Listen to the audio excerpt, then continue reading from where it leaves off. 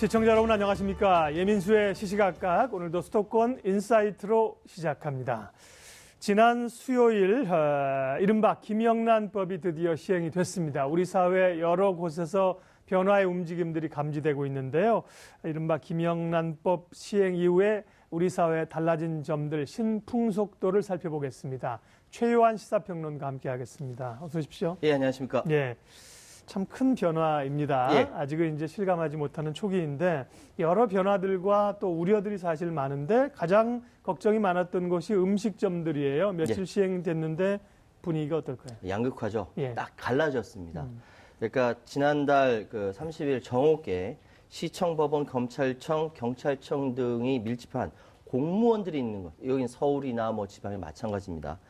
김치찌개 식당은 점심때 3, 4 먹을 사람들이 굉장히 많이 모였습니다. 그런데 맞은편에 뭐 전복 요리 식당이라든지 일식집이라든지 한정식집, 고급 횟집 같은 경우에는 사람이 없습니다.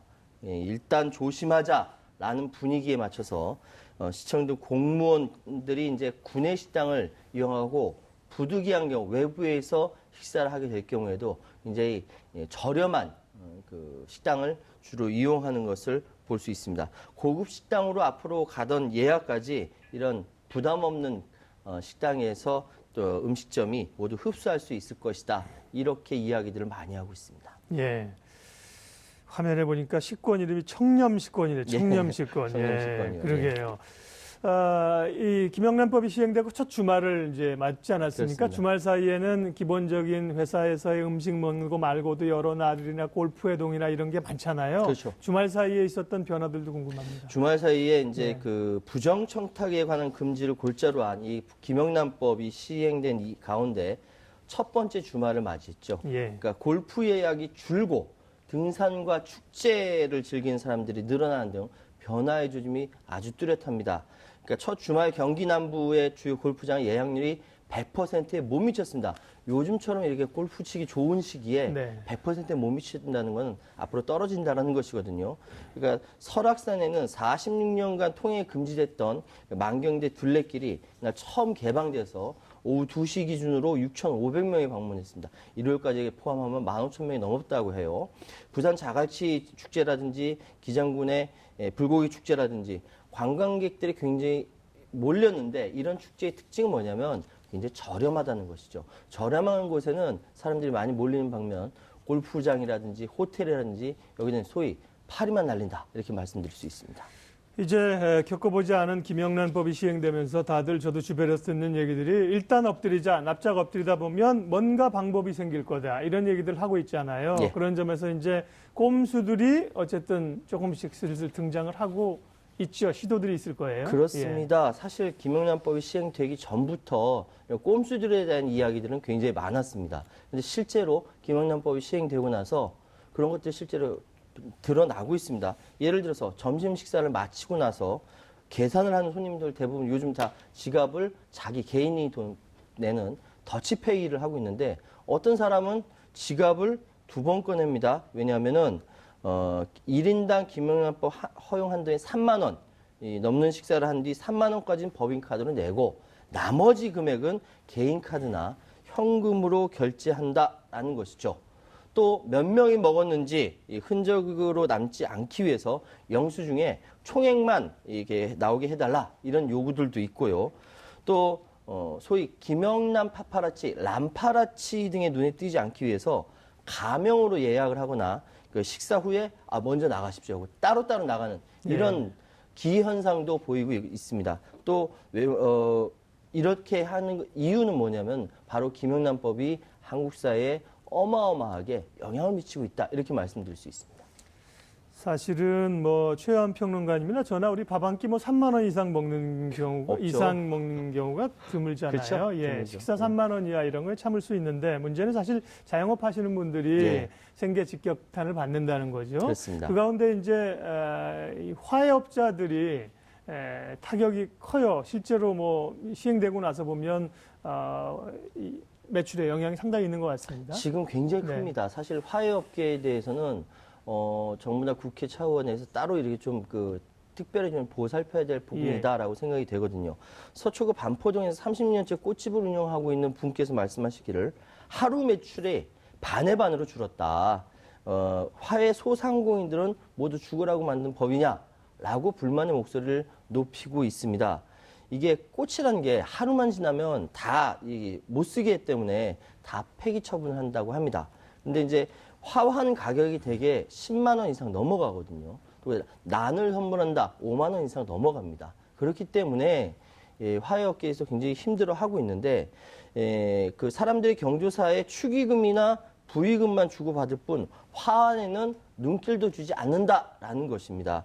근조화환에 주로 쓰이는 국화에서 가장 큰 낙폭을 보이고 있다라고 하고요.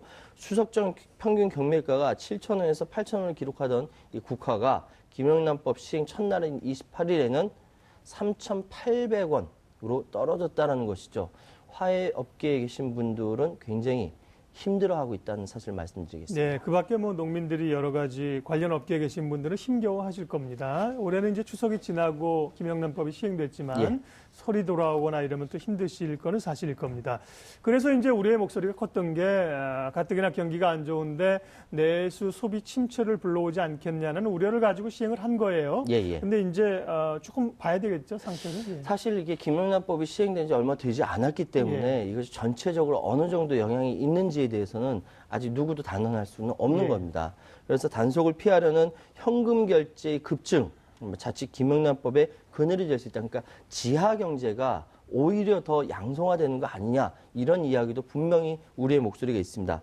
그리고 또한 당사자의 내부 고발이 아니면은 이 결제 방식이나 현금 결제 액수를 확인해서 처벌이 어렵다라는 점 역시 딱히 막을 수 있는 방안은 아닙니다. 그럼에도 불구하고 이 부분의 김영란법의 유의미성은 그러니까 성영훈 국민권익위원장이 이렇게 이야기합니다.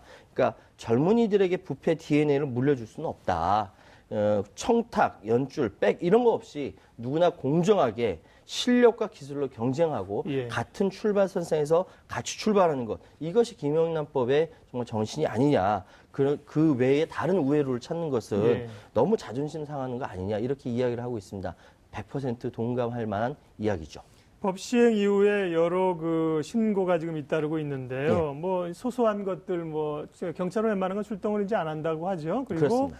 뭐 문의 전화도 많았다고 하는데 특이한 게 신년이 구청장, 강남구청장이죠. 예. 강남구청장에 대한 신고가 고발이 접수가 됐습니다. 예, 그렇습니다. 그 김영란법이 시행돼 28일 자정부터 30일 오후 5시까지 112 신고는 81건, 서면 신고는 3건 접수했다고 밝혔는데 네. 112 신고 모두 요건에 맞지 않아서 출동하지 않았다. 이렇게 이야기하고 서면 신고를 안내하거나 정부 민원 안내센터 콜센터 110번으로 전화를 안냈다고 합니다. 네. 그런데 여기서 이제 신현희 강남구청장이 이 김영란법 위반 혐의로 고발이 됐습니다.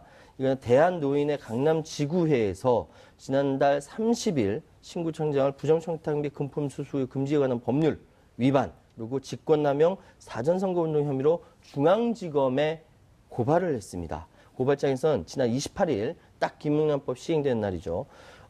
각 경로당 회장과 경로당 이용 어르신들의 문화예술 체험 참여자들을 상대로 관광버스 5대를 이용해서 교통편의를 제공했고 중식당에서 식사를 주고 선물도 개개인별로 나눠줬다라고 주장을 하고 있습니다.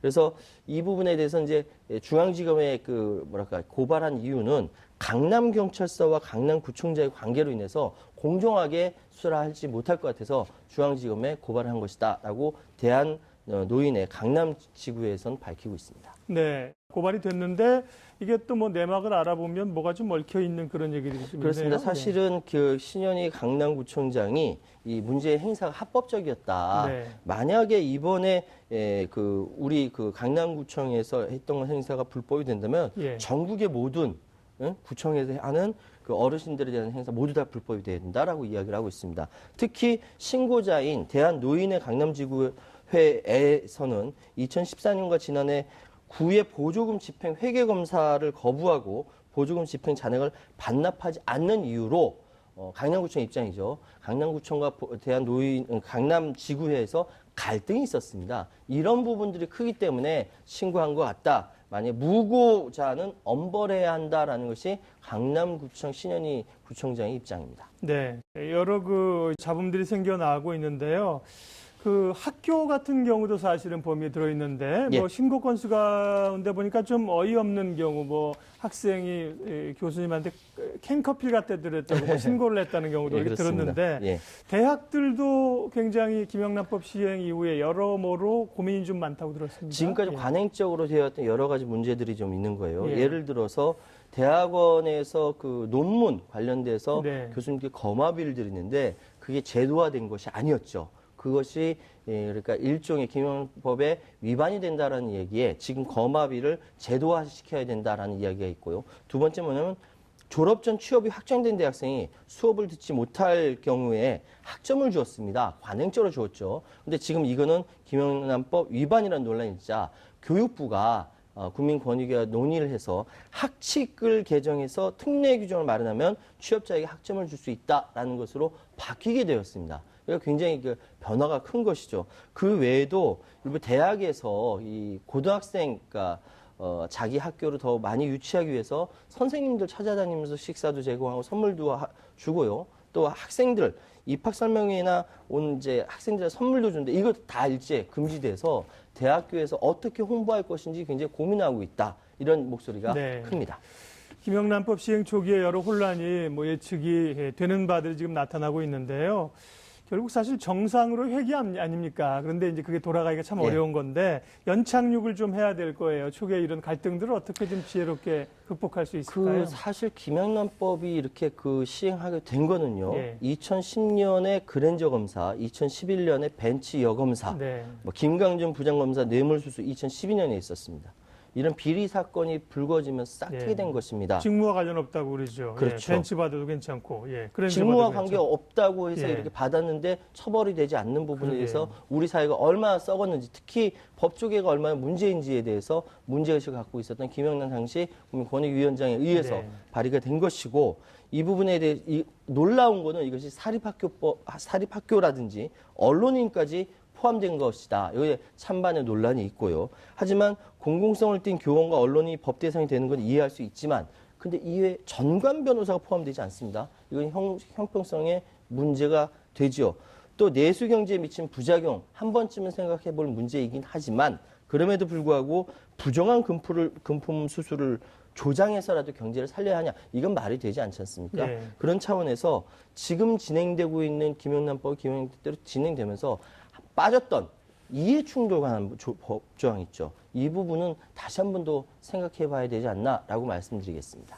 예, 결국은 우리가 뭐 소득 3만 불 시대, 그리고 또 뭐 경제적인 걸 떠나서 깨끗한 사회를 가기 위해서 넘어야 될 산 아닙니까? 예. 시행이 이제 된 건데요. 김영란법이 어렵긴 하지만 결국 한국의 이런 부당한 과거의 청탁 문화를 깨칠 수 있는 좋은 계기가 될 것이다. 이런 지적도 한편에서 이제 나오기 시작합니다. 그렇습니다. 국세청에 따르면 작년 기업체 60만 곳이 접대비 명목으로 거의 1조 원을 썼다고 합니다. 이것이 어디서 시작된 돈이겠습니까? 부정한 데에서 시작된 거 아니냐, 이런 근본적인 질문이 있습니다. 김영란법이 안착되는 과정에서 좀 어렵고 고통스럽고 힘든 부분이 분명히 있을 겁니다. 하지만 경제적 부작용이 있다고 해서 사회가 깨끗해지는 것을 막을 수는 없는 것이죠. 사회 전체의 권위주의적 조직 문화가 청산되어야 김영란법이 정착할 수 있다는 의견도 있습니다. 어쨌든 이 부분은 우리 사회 공동체 전부의 과제다라는 말씀드리겠습니다.